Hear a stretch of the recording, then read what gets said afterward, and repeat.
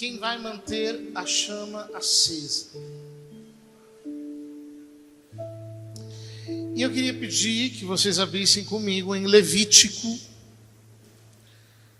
no capítulo 6.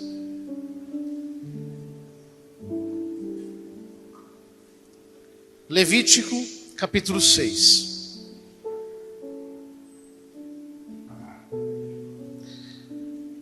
Versículo 1. Está escrito: Yahvé falou a Moisés: dá a Arão e a seus filhos esta ordem. Esta é a lei do holocausto. O holocausto ficará sobre o fogo do altar a noite inteira, até amanhã, com o fogo do altar aceso. O sacerdote vestirá sua túnica e também os calções de linho sobre o corpo. E quando o fogo estiver consumido, o holocausto sobre o altar, removerá as cinzas e as depositará ao lado do altar. Então tirará suas vestes e porá outras, e levará as cinzas para fora do acampamento, a um lugar puro. O fogo que arde sobre o altar jamais deve apagar-se. Todas as manhãs o sacerdote acenderá nele a lenha, disporá sobre ele o holocausto e queimará sobre ele a gordura dos sacrifícios de paz. O fogo arderá no altar continuamente, não se apagará.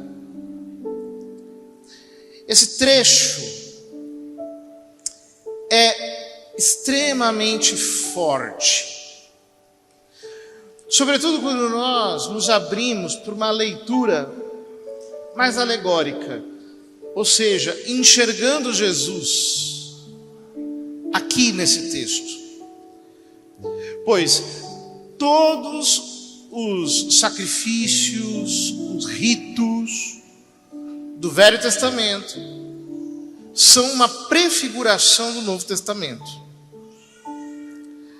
E aqui, falando sobre o holocausto, o que Moisés está recebendo de Deus é uma imagem do sacrifício do Senhor. Ele morreu no altar da cruz. Alguém pode dizer, mas o altar da cruz não tinha fogo? Tinha. Aquele fogo que queimava dentro do coração sacratíssimo de Cristo. Ele foi consumido pela sua oferenda, pela oferta de si, que ele apresentou ao Pai em nosso favor. Portanto, o sacrifício de Jesus se tornou a base para que nós possamos nos oferecer ao Pai por Ele. Eu vou voltar aqui a esse trecho, mas eu gostaria de rapidamente ir a Hebreus, no capítulo 13, quando o autor diz, versículo 10, nós temos um altar do qual não se podem alimentar os que servem à tenda. Ele está falando do templo de Jerusalém. Pois os corpos dos animais cujo sangue o sumo sacerdote leva ao santuário para expiação do pecado são queimados fora do acampamento. Por isso também Jesus sofreu do lado de fora da porta, para com seu sangue santificar o povo. Vamos, portanto, sair ao seu encontro, fora do acampamento, carregando a sua humilhação, porque não temos aqui cidade permanente, mas estamos à procura da que está por vir. Por meio de Jesus, ofereçamos a Deus um perene sacrifício de louvor, isto é, o fruto dos lábios que celebram o seu nome. Portanto, no sacrifício de Jesus, nós somos chamados a oferecer um outro sacrifício. E este outro sacrifício é um verdadeiro holocausto que nós devemos apresentar diariamente a Deus no sacrifício de Cristo. O que o texto diz é: o holocausto ficará sobre o fogo do altar a noite inteira, até amanhã, com o fogo do altar aceso. A primeira coisa que nós devemos entender é que não há como manter o fogo aceso sem que haja um sacrifício sobre o fogo. Por que o fogo fica aceso durante a noite toda? Porque durante a noite toda cai a gordura do sacrifício sobre o fogo. E é a gordura do sacrifício que faz com que o fogo seja alimentado. Não existe, portanto, possibilidade de que o fogo permaneça aceso se não houver sacrifício. Isso para nós é importante. Por exemplo, lembram do que disse o profeta Elias, quando desafiou os 450 feiticeiros de Baal, no Monte Carmelo? Depois que por horas eles clamaram e não desceu o fogo do céu, Elias cortou a lenha, colocou sobre a pedra, mandou jogar água 3 vezes, imolou o animal, fez uma breve oração e Deus respondeu mandando fogo do céu. O Deus verdadeiro responde com fogo. Como disse o próprio autor da carta aos Hebreus, o nosso Deus é um fogo consumidor, é um fogo abrasador. O profeta Malaquias, na sua profecia, diz que quem resistirá ao dia do Senhor? Porque ele vem como um fogo refinador, um fogo consumidor, para purificar os filhos de Levi, uma nação sacerdotal. O Deus verdadeiro é fogo abrasador. O Deus verdadeiro responde com fogo. Porém, para que ele responda com fogo, é preciso que haja sacrifício sobre a lenha. Sem sacrifício não há fogo. Mas quem imola o sacrifício? Quem imola o sacrifício é o sacerdote. E aqui eu não quero me referir tanto ao sacerdócio ministerial que nós, presbíteros, bispos, temos. Eu quero me referir ao sacerdócio comum de todos os batizados. Quem imola o sacrifício é Arão, é o sacerdote. Ele continua: o sacerdote vestirá sua túnica e também os calções de linho sobre o corpo. São Paulo diz aos Efésios: revestivos com o cinturão, com o calção da verdade. E quando ele diz verdade, ele está querendo falar de humilhação, de arrependimento, daquilo que em nós é baixo, daquilo que em nós é delicado, que está exposto à tentação. Revestivos com o cinturão da verdade. Tem que se revestir com a túnica. E acerca disso diz o autor do livro do Apocalipse que havia uma grande multidão de vestes brancas que tinha palmas nas mãos e que ninguém podia contar. E ele perguntou: quem são estes, meu senhor? E o Senhor respondeu: estes são os que vieram da grande tribulação, lavaram e branquearam as suas vestes no sangue do Cordeiro. Portanto, a túnica é uma imagem da nossa vida lavada no sangue de Cristo. Ou seja, eu coloco um calção por baixo e uma túnica por cima. Eu digo: Deus, eu sou um pecador miserável.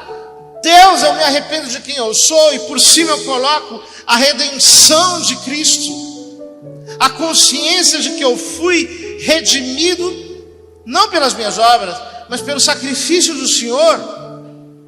E diz: e quando o fogo tiver consumido o holocausto sobre o altar, removerá as cinzas e as depositará ao lado do altar. Então tirará suas vestes e porá outras e levará as cinzas para fora do acampamento, a um lugar puro. Ou seja, o nosso arrependimento precisa nos levar a uma posição de aniquilamento na nossa consciência. Na quarta-feira de cinzas, todos nós recebemos as cinzas na nossa cabeça. E o sacerdote diz: memento homo quia pulvis est et in polverem revertetur. Lembra-te, homem, que és pó e ao pó retornarás. Pelo arrependimento,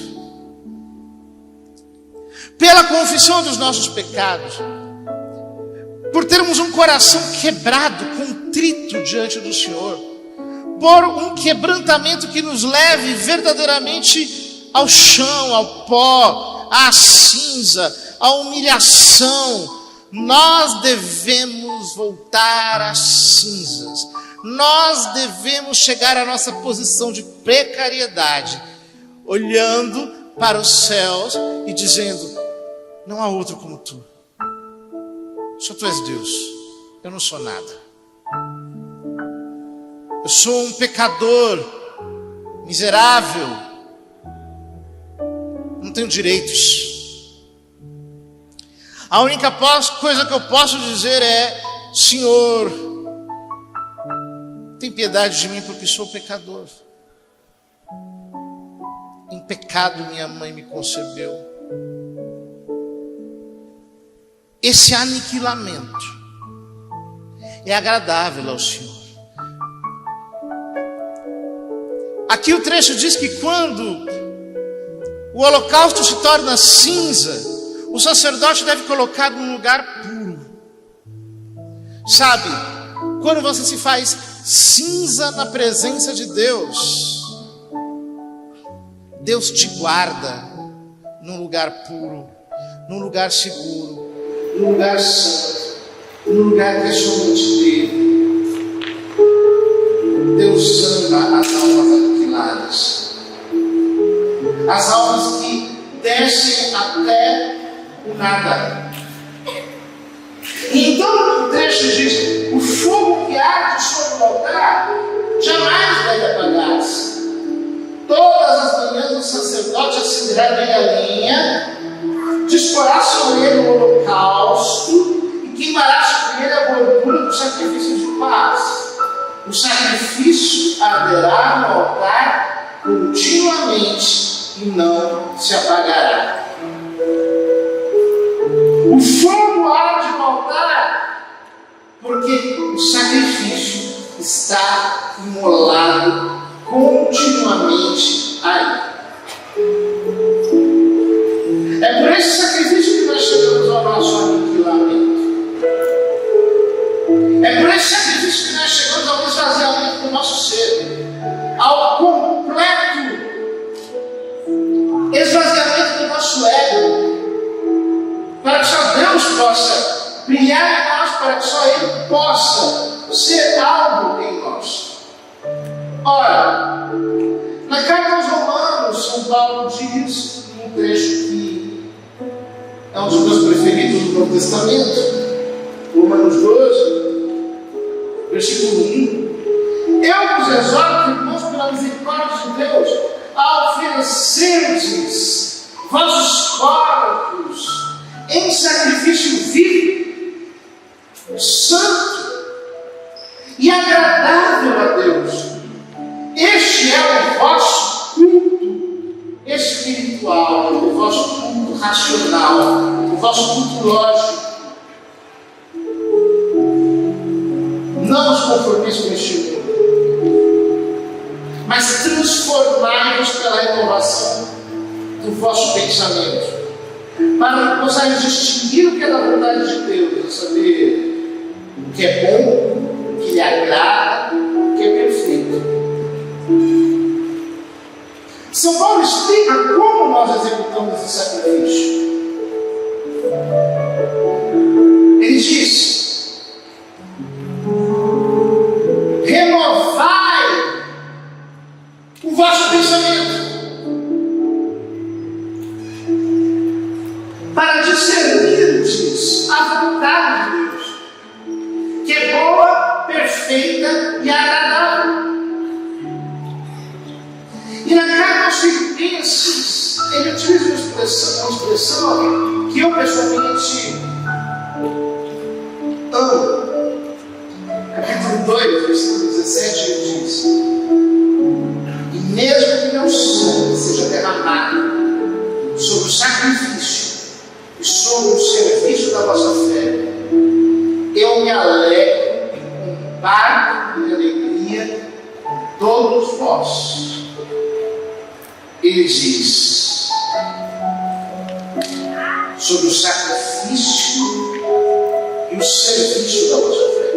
A palavra serviço, no grego, é a palavra liturgia. Sobre a liturgia da vossa fé. Ou seja, o que é a renovação da mente? O que é o sacrifício que faz o fogo descer do céu? Não é outra coisa senão o serviço da nossa fé. Ou seja, eu apresento continuamente a minha fé a Deus. Eu apresento continuamente a minha fé naquilo que Ele é, naquilo que Ele faz, naquilo que Ele pode fazer. Eu confio na Sua palavra, eu confio naquilo que Ele revelou a si mesmo, eu sei quem Ele é. Qual é o problema? É que para nós vivermos o sacrifício da nossa fé, nós não podemos viver de acordo com os sentidos. São Paulo explica na carta aos Romanos, no capítulo 8, que a carne tem desejos opostos ao espírito. E o que significa isso? Não é apenas um legalismo pelo qual eu digo: não, eu vou me privar do pecado porque o pecado é proibido. Não! Tem nada a ver com isso. Não é um legalismo, é algo mais profundo. Eu vou me privar do pecado porque eu quero experimentar o sobrenatural.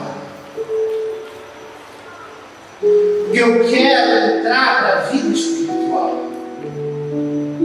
Porque eu não quero ser, como diz São Paulo na primeira carta aos Coríntios, no capítulo 2, eu não quero ser um homem psíquico, um homem natural, um homem animal.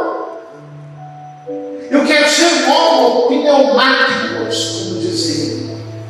Um homem pneumático, um homem espiritual. Eu quero subir na minha conexão com Deus. Eu quero entrar na intimidade com Ele. Eu quero me desenraizar dos sentidos e ser projetado para o mundo em que, como diz São Paulo aos Colossenses, nós estamos assentados com Cristo nas regiões celestiais. Como é que eu faço isso? Como é que eu desenraizo dos sentidos? Notem que o texto de Levítico 6 fala do sacrifício que está sobre o altar e que mantém o fogo aceso durante a noite. Por que isso é importante? Porque nós não estamos no dia. A Escritura diz que o dia do Senhor está próximo. A hora vai adiantada. O dia vem chegando, de São Paulo. Deponhamos as armas das trevas e vistamos as da luz. Procedamos honestamente como se estivéssemos em pleno dia. Ou seja, nós estamos à noite. Até que o Senhor venha, nós estamos em estado de vigília. Nós estamos numa grande noite, porque nós não estamos vendo o Senhor com os nossos olhos. Nós estamos exercendo fé. Nós estamos exercendo fé em quem Ele é, apesar de nós não vermos. Como diz o apóstolo, se por ver, vós acreditais. Esta é a razão da nossa fé. Porque o fogo tem que queimar durante a noite. E o fogo só vai queimar durante a noite se eu disser para mim mesmo: eu não quero mais viver de acordo com os meus sentidos. Eu quero viver de acordo com a fé. Eu quero crer. No Evangelho de São Marcos, capítulo 1, versículo 15, quando Jesus começa a pregação, ele diz: arrependei-vos e crede no Evangelho. Ele apresenta o resumo da sua pregação através de duas atitudes. A primeira é o arrependimento, é a mudança de pensamento, é eu ir para o chão, é eu ir para o pó.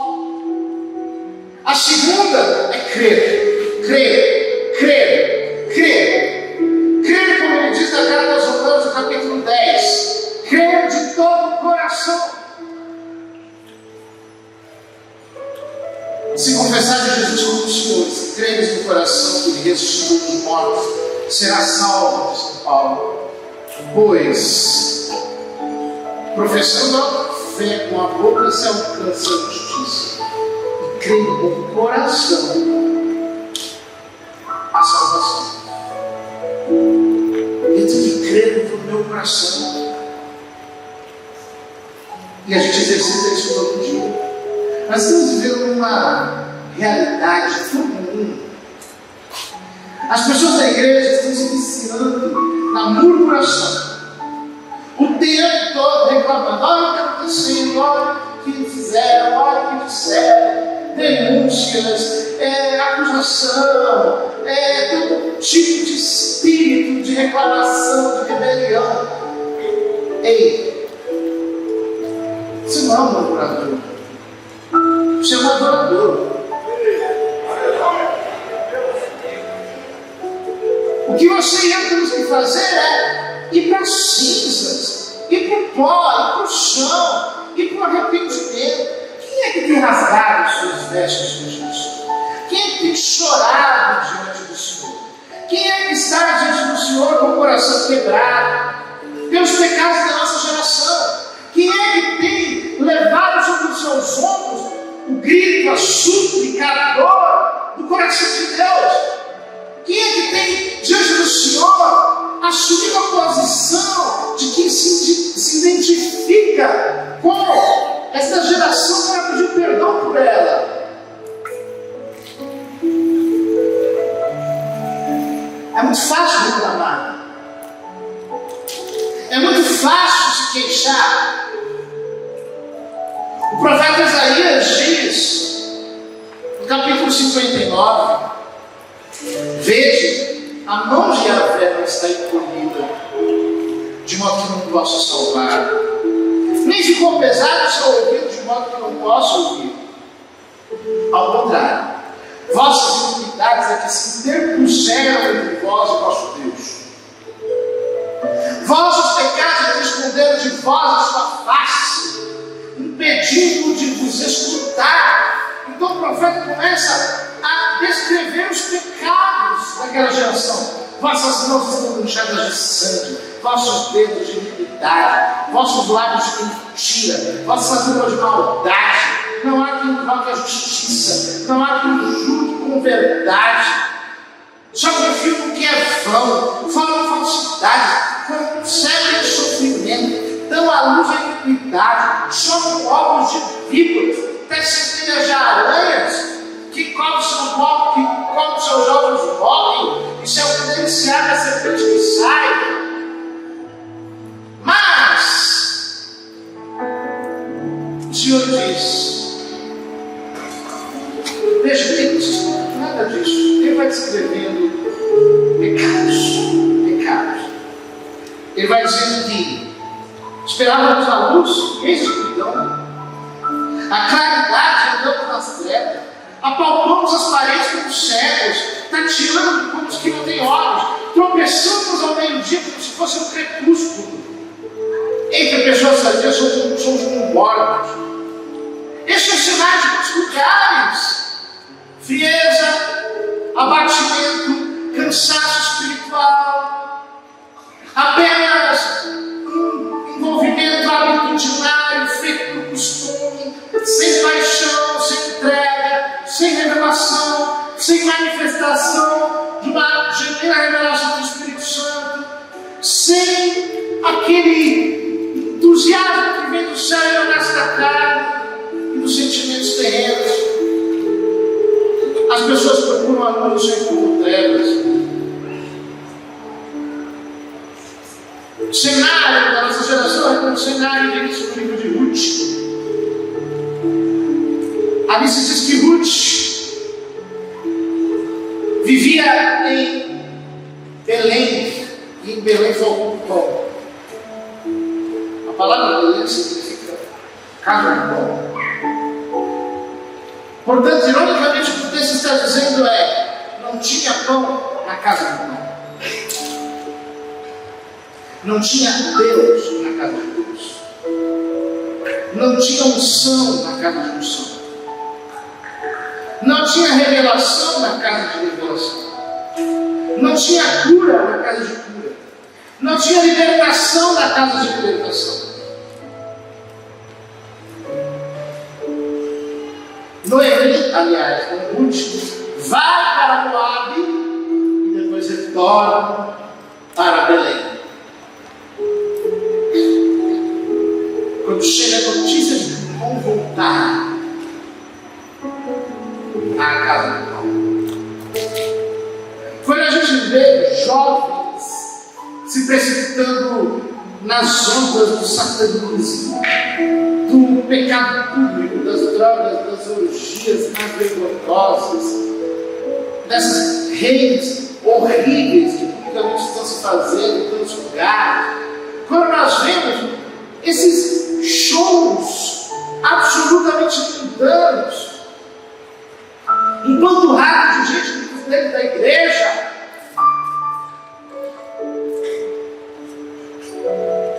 pessoas se afastando, pessoas abandonando o caminho, é porque falta pão na casa do pão, falta fogo na casa do fogo. Procurávamos a luz e encontramos a escuridão. Só que o Senhor não se impressionou com nada disso. O capítulo 59 continua e no versículo 14 diz: Yahvé viu e pareceu mal aos seus olhos que não houvesse direito, e viu que não havia ninguém, e espantou-se de que ninguém interviesse. Espantou-se de que ninguém intercedesse. O Senhor não se assusta com o fato de que o mundo é o mundo, de que o pecado seja o pecado, de que a carne seja a carne, de que o diabo seja o diabo.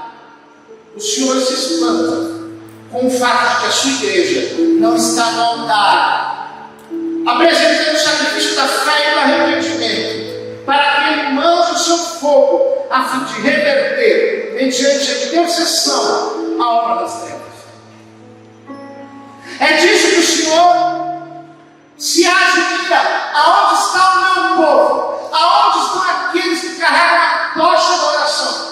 Aonde estão aqueles que perderam as esperanças do mundo exterior, do mundo dos sentidos, e se colocaram no lugar secreto, se puseram no chão, foram buscar a minha presença, foram gerar a partir da minha palavra a transformação? Aonde estão os intercessores? Aonde estão os adoradores? Aqueles que se colocam no chão diante do Senhor para dizer: Senhor, perdoa. Como disse Daniel, intercedendo por Judá que estava em cativeiro, no capítulo 9 da sua profecia, ele apresenta a sua intercessão. Ele diz: suplico-te, Senhor Deus grande e terrível, que guarda a aliança e a misericórdia para os que amam e guardam os seus mandamentos.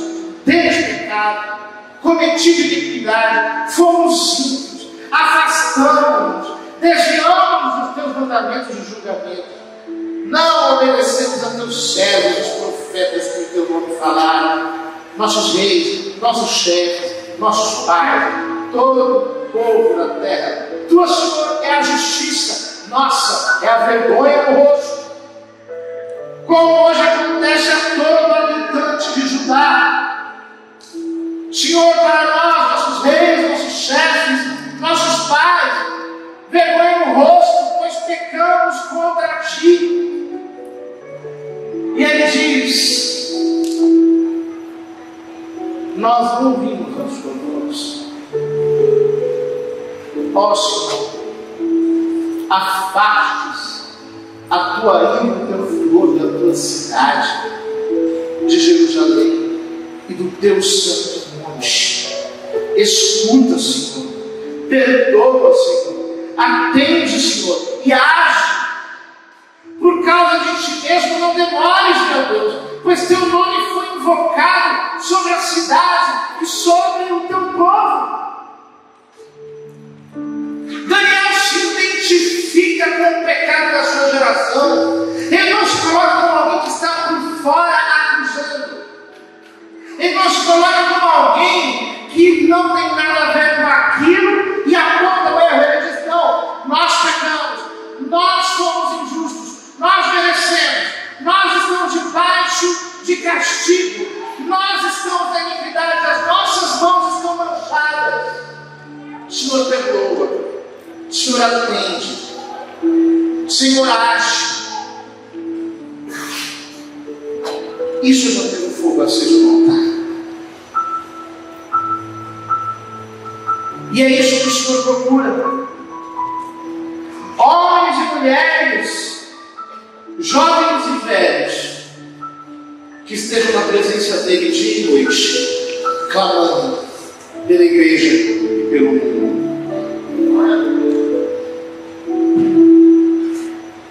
O profeta Zacarias diz: eis que naqueles dias enviarei o espírito de súplica sobre a casa de Judá.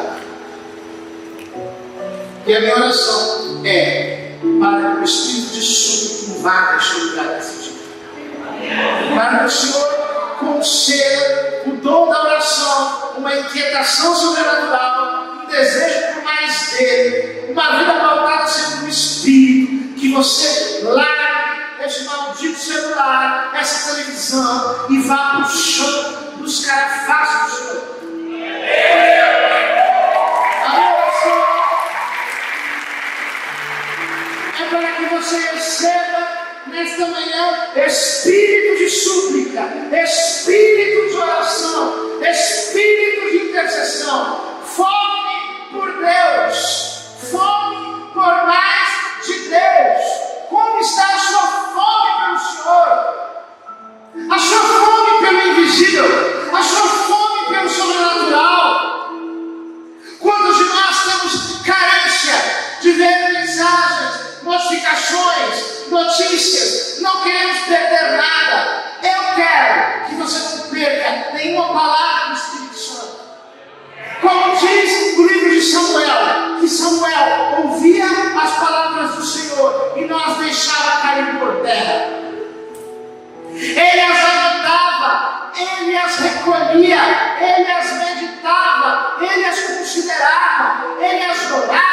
ele as gerava, e por isso Deus falava com ele. Em 1 Samuel, a palavra diz que naqueles dias as visões eram raras e o Senhor não falava. Mas Deus falou com Samuel e ele vai começar a falar com você. Ele vai começar a fazer com que você seja tomado pelo Espírito de Deus. Você começa a ouvir uma notícia, você vê qualquer comunicação de algo que não agrada o coração de Deus. Você vai começar a se inquietar, não para criticar, não para reclamar, mas para se colocar no chão e dizer: Senhor, misericórdia, tem misericórdia da nossa geração, tem misericórdia da nossa igreja. Eu choro pelos pecados da nossa geração, eu choro pela iniquidade em muitos filhos da Santa Igreja, pela falta de fé, pela falta de perseverança na tua palavra, pelo mundanismo, pela adequação ao pecado, pela adaptação a tudo aquilo que está longe da tua palavra.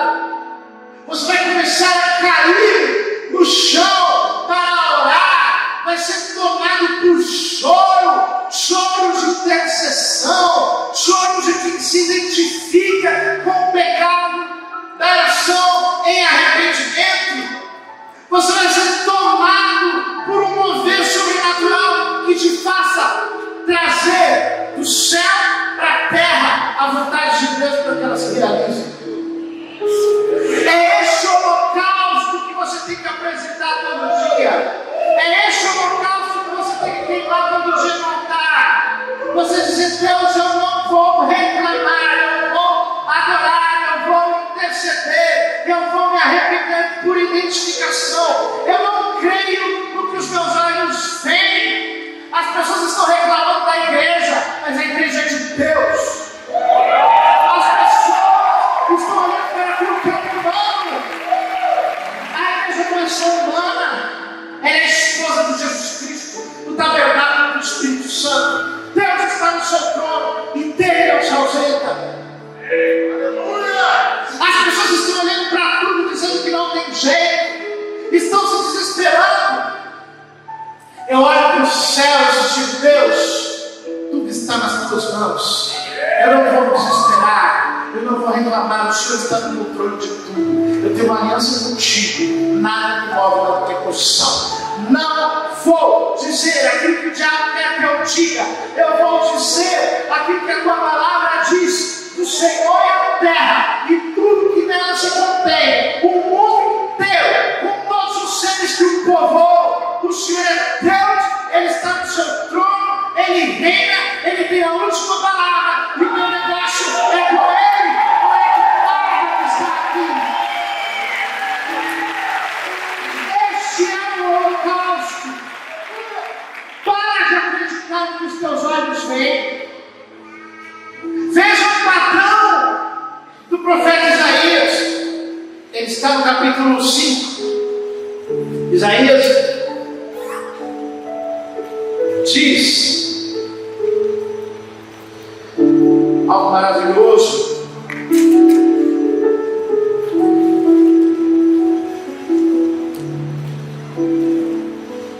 Ele diz: ai dos que julgam casa a casa, que acrescentam campo a campo, até não sobrar mais. Mas ai dos que acordam de manhã cedo atrás da bebedeira, bebendo até a noite. É por isso que o meu povo, por não ter conhecimento, é conduzido para o exílio. Ele vai escrevendo os pecados. Ai dos que dizem que o mal é bem e que o bem é mal. Os que transformam as trevas em luz e a luz em trevas. Os que põem o doce no lugar do amargo e o amargo no lugar do doce. Ai dos que são sábios aos seus próprios olhos e diante de si mesmos inteligentes. Ai dos que são valentes em beber vinho, corajosos em misturar bebidas fortes, etc, etc. Descreve um cenário de pecado. Mas em ele entra no capítulo 6. E no capítulo 6 ele diz: no ano que morreu o rei Uzias, vi Yahvé sentado no trono alto e sublime, As orlas de seu manto enchiam o templo. Junto dele, de pé, estavam os serafins, cada um com 6 asas. 2 cobriam-lhes o rosto, todos os pés, todos voavam e clamavam uns para os outros, dizendo: Santo, Santo, Santo, é Yahvé dos exércitos, toda a terra está cheia da sua glória. No capítulo 5 ele diz: o mundo está cheio de maldade. Mas aí ele entra no templo do Senhor. Vê Yahvé sentado no seu trono e diz: o céu e a terra estão cheios da sua glória. Não tenha dúvida, Deus está reinando. A glória dele enche cada fibra, cada minuto. O peso da glória dele está aqui. Você precisa entrar na glória dele, você precisa entrar na comunhão com ele, você precisa entrar no Espírito, na unidade com ele. Chega de olhar todas as coisas da perspectiva humana, chega de olhar todas as coisas da perspectiva carnal, da perspectiva terrena. Você tem um serviço para prestar a Deus, esse serviço é o serviço da fé. Você tem uma liturgia para dar a Deus, essa liturgia é a liturgia da fé. Você tem um sacrifício para apresentar a Deus, esse sacrifício é o sacrifício da fé. Não perca tempo, meu querido, vá para o chão. Vá orar. Os dias semaus demandam do corpo de Cristo uma mobilização de oração. Mas o que o Senhor está dizendo para a igreja dos nossos dias: a minha casa será chamada casa de oração para todos os povos. Mais do que nunca, Deus está recrutando homens e mulheres para que intercedam na presença dEle e sejam fachos de fogo continuamente aceso na sua presença. O profeta Zacarias descreve diante do altar o candelabro com 7 chamas e diz que ali havia 2 oliveiras, e aquelas 2 oliveiras eram 2 sacerdotes. Se você, batizado, quer exercer seu sacerdócio real, coloque-se diante do candelabro. Vá diante do altar. Vá diante de Deus. Geme. Tenha mais fome, mais fome, mais fome. Talvez você diga: eu não sei orar, Deus vai te ensinar. Eu não consigo, Deus vai te fazer. Eu não posso, Deus vai te capacitar. Tenha fome por Deus, tenha fome por conhecer a Deus, tenha fome por ser impactado por sua presença, tenha desejos sobrenaturais, desejos espirituais. Chega de tanto entretenimento religioso. Onde estão os corações? Onde estão os corações quebrados?